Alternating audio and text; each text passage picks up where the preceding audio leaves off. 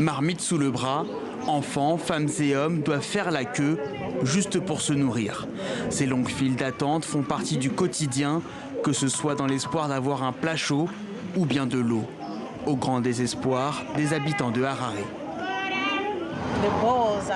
Il y a très peu de points d'eau, donc c'est difficile pour beaucoup de gens. On n'a même pas d'eau pour faire le ménage, pour se laver ou pour boire. C'est vraiment dur. Une vie éprouvante en perpétuelle quête des produits de première nécessité.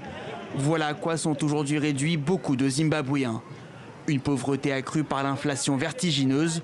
Les prix ont été multipliés par 9 en seulement un an. De quoi faire regretter à certains le règne sans partage de Robert Mugabe. Je n'ai rien vu de bien depuis que le nouveau président est au pouvoir. Notre monnaie perd de sa valeur. Avec un billet de 10 $, on ne peut même plus se payer de la farine, de l'huile et du sel. On doit choisir. Des témoignages aux antipodes des ambitions affichées par Emmerson Mnangagwa à son arrivée au pouvoir en 2017 ou encore après la mort de son prédécesseur l'an dernier.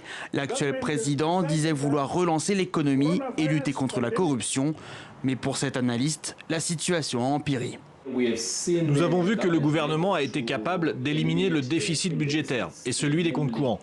Mais cela s'est fait au détriment de services sociaux, de dépenses sérieusement réduites, et notamment en matière de santé publique, d'eau et d'assainissement, et même au détriment du domaine de l'éducation.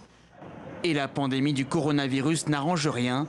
Selon le Fonds monétaire international, le produit intérieur brut du Zimbabwe devrait chuter d'au moins 7% cette année.